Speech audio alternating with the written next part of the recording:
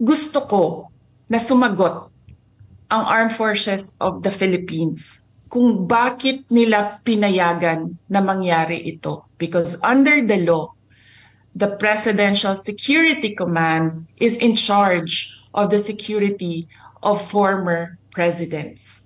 So bakit nila hinayaan na mangyari ito sa isang dating pangulo ng ating bayan? May idadagdag yata si VP diyan sa komentaryo tungkol dito kung bakit hindi pinadaan pa sa Filipino court. Samantalang marami naman tayong korte, ang ating mga huwes ay magagaling.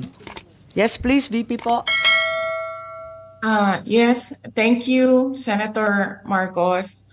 Ang gusto ko lang gawin is, unang-una, meron kasing document galing sa ating Pangulo papunta sa akin na sulat, no, na lumabas dahil kinuha siya sa isang lawyers group chat. Hindi namin alam kung sino ang kumuha at inilabas siya.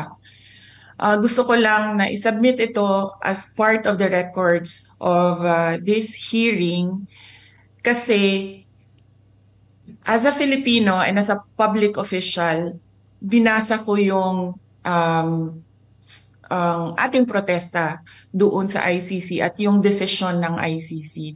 At nakita ko na wala talagang jurisdiction. Pero alam ko na merong ginagawang investigation dahil nabibigyan kami ng data or information galing sa mga law offices na ginagamit dyan sa loob ng Pilipinas sa pag-interview ng witnesses. Kaya kinausap ko unang-una ang Secretary of Justice noon. At dahil hindi paiba-iba yung sagot niya sa mga tanong ko, ang ginawa ko ay dumiretso ako sa Pangulo.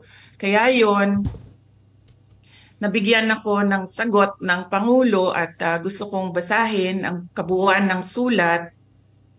Nakalagay dito, Dear Vice President Duterte, this is reference to your letter of 4 December 2023 as well as similar letters sent to members of the Cabinet, namely Secretary Jesus Crispin C. Remulla of the Department of Justice and Solicitor General Menardo Guevara on even date.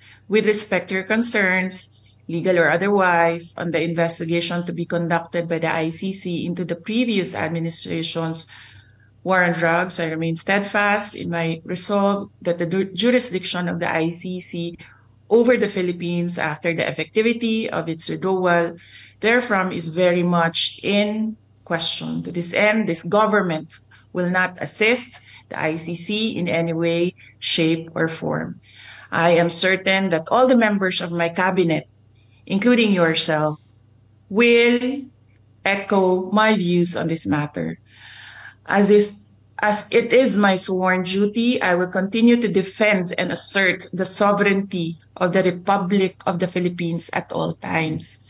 Ngayon, naririnig ko po sinasabi ng ating Secretary of Justice na mabibigyan siya ng panahon na makasagot sa loob ng ICC. And that is clearly the Philippine government's position that there is cooperation with ICC. So kinikilala na nila ngayon yung jurisdiction ng ICC na wala naman kasi talaga. Because this is an extraordinary case of extraordinary rendition.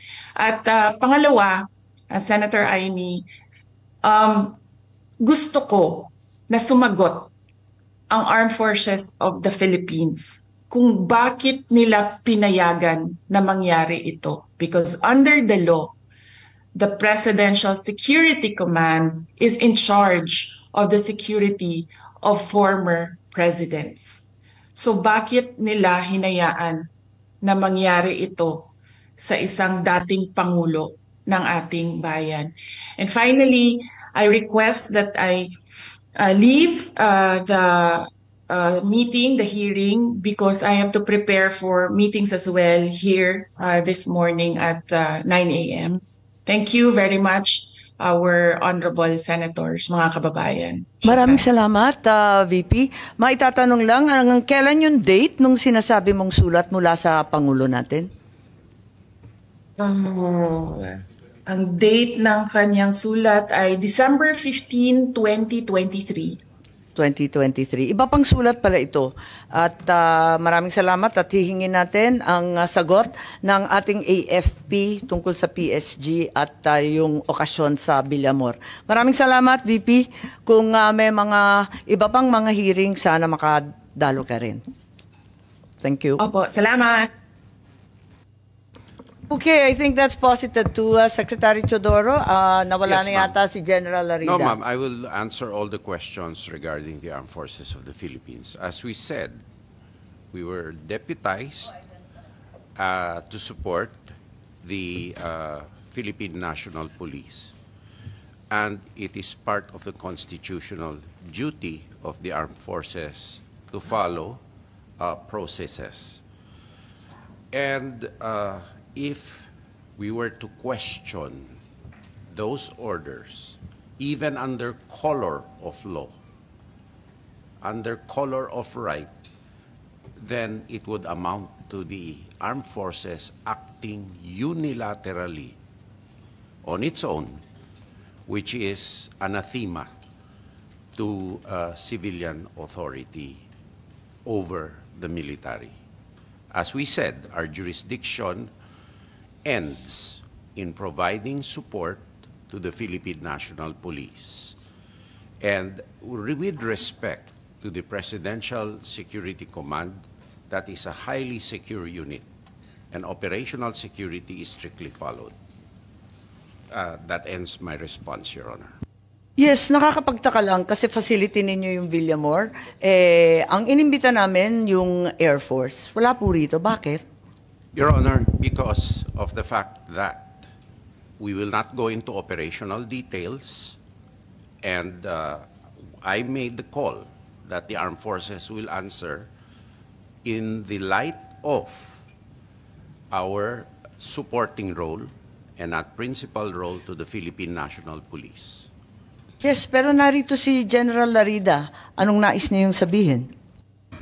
Madam Chair, I defer to the wisdom of the Honorable Secretary of National Defense. That is, the AFP's role is to support the Philippine National Police. Thank you, Madam Chair. Kahit sa Villamor mismo.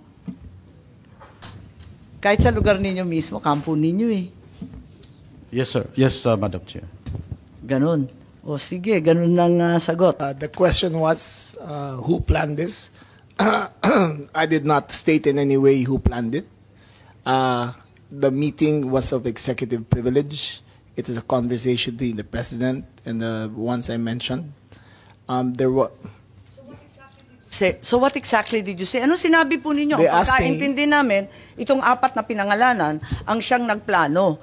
Kasi Ma'am, we're already invoking namin. executive privilege in this matter. Yes. We're invoking executive privilege in this. Yes, Already- that's fine, but it's Yes. in the interview and it's Yes, ma'am. public. It goes as far as the interview, ma'am. Yes, ma'am. That's Yes, I'd like to understand. I think your brother was trying I to did not explain state in any what he way. said in the interview, and I'm happy They to asked hear me it. if I planned it. I said it was not me. There were other people in the room, but we did not discuss any plans of any arrest. Saan nanggaling yung mga pangalan na ito? Ma'am, that again is executive privilege. Ma'am, let Pero me explain, ma'am. nandun- Let me nandun explain sa first, ma'am. interview po eh. Yes, yes, Ang ma'am. liwanag Let eh. me explain first, ma'am. We were discussing rumors of an impending arrival Parang based on... hindi yung ganun ang dating sa amin eh. Ang pagkaintindi that namin, is the whole apat na truth, nagplano. ma'am. That is we were discussing rumors. Go ahead, ma'am. Patugtog na lang natin para maintindihan ha. What was and who was really on top of this? Kayo ho ba? Because during the press conference of the President, it was you and the President. Yes. So ikaw ho ba nagplano ng lahat ng ito? Hindi naman, hindi naman. It was a group effort. Secretary Chidoro was there. Secretary Anyong was there too.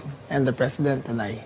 So, hindi naman ako. Ako lang ang I natira. stand by that, ma'am. Last man standing doon sa Malacanang. I stand by that. Kasi Secretary Isidoro was working out of his office. Napakaliwanag po ng sinabi Yes, ma'am. ninyo. Wala Secretary namang Anyo, mapakiyaw-kiyaw of course, dun sa Special sinabi. Police Intelligence. Yes, ma'am. Patayin na muna natin. Pakaliwanag naman ang sabi ninyo, hindi ako mag-isa, kahit ako ang kasama ng presidente nung nagsalita Yes, ma'am. sa press con, hindi ako mag-isa ang nagplano. Isang grupo kami. Tapos pinangalanan mo. No, ma'am. Sinabi ninyo I state, ma'am, again, executive privilege. But, ma'am, Walang executive privilege kasi binunyag na I ninyo sa must TV. state it very clear, as I stated very clear, that there was no mastermind. We were discussing mainly about what the president's statements were in Hong Kong, and it was based all on that statement, ma'am. Sinabi ninyo na hindi kayo mag-isa na nagplano, kundi isang There was no grupo. planning, ma'am. Pero yun ang sabi I said, hindi ako nagplano. Marami May kaming- isang grupo na Ang nagplano. We were all talking about a rumor, ma'am, and that was all. Rumor lang yon. Yes, ma'am. Group effort ang sabi mo eh. Ang tanong niya kung ikaw ang nagplano, tapos sabi mo, There was no hindi, planning, group ma'am. effort. There was no planning, ma'am.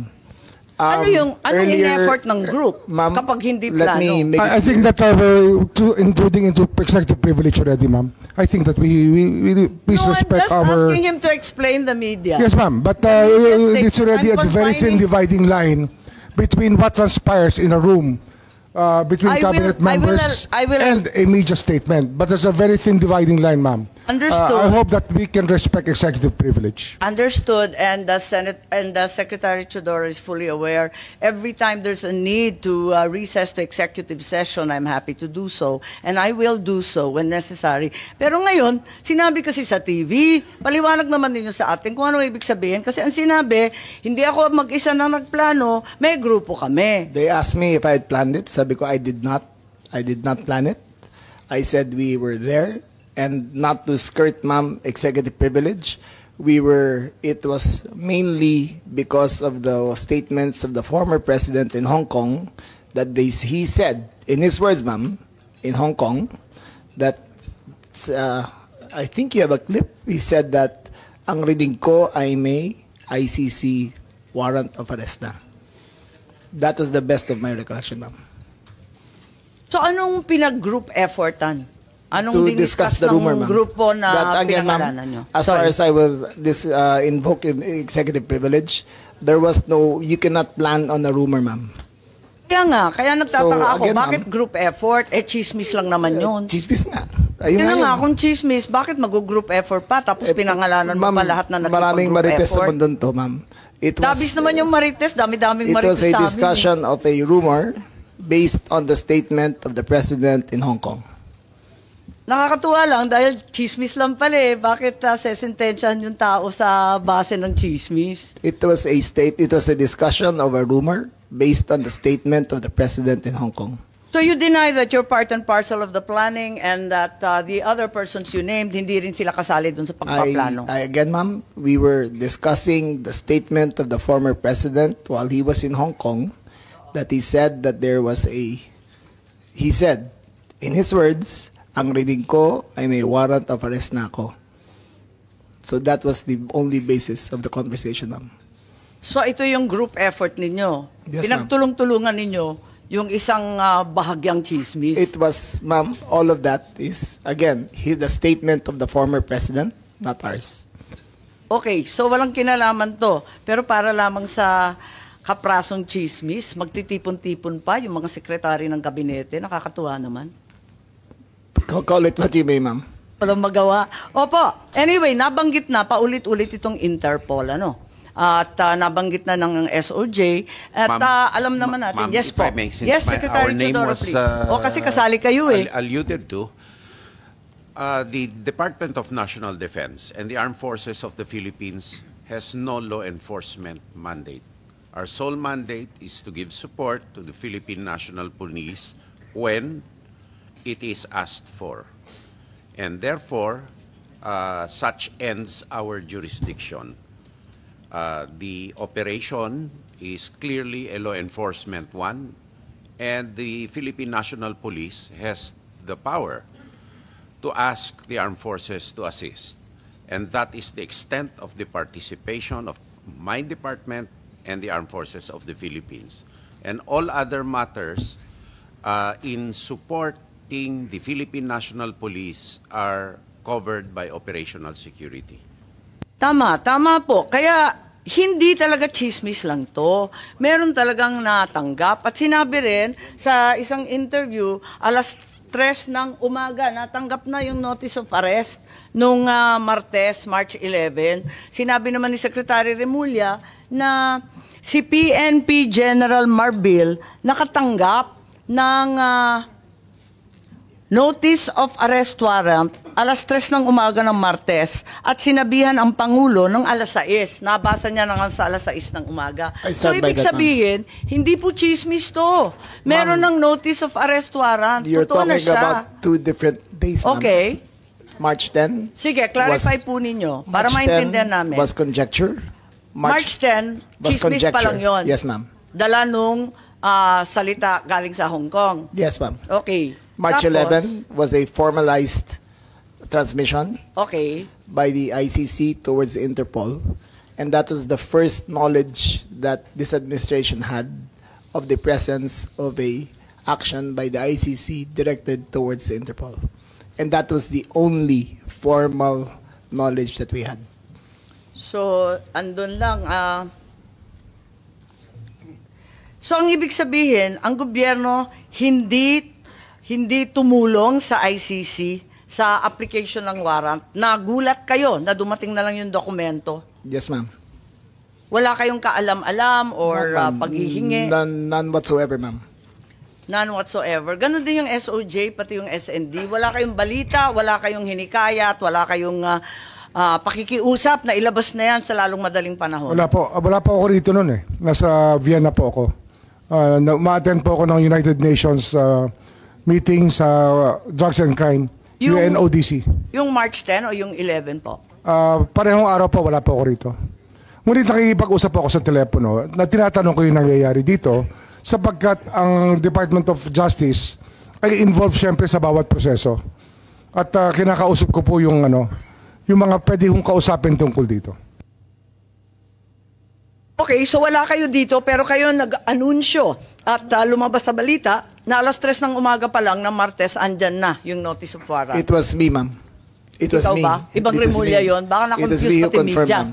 Po. It was me who confirmed during the press conference of March on Tuesday, March 11, I think, that when the president asked me on when the notice of diffusion arrived, and I stated it was 3 a.m. Salamat. Okay. Si General Marbil, may idadagdag po kayo. Kayo daw ang nakatanggap eh. Mama, natanggap ko po yun ay more or less after ng 3 o'clock. So, usually, ito po talaga ginagawa namin. Pagka meron pong request ang PCTC Interpol, we act po dun sa kanila po. Kung ano po yung request ng PCTC Interpol. Maraming salamat, General Marbil.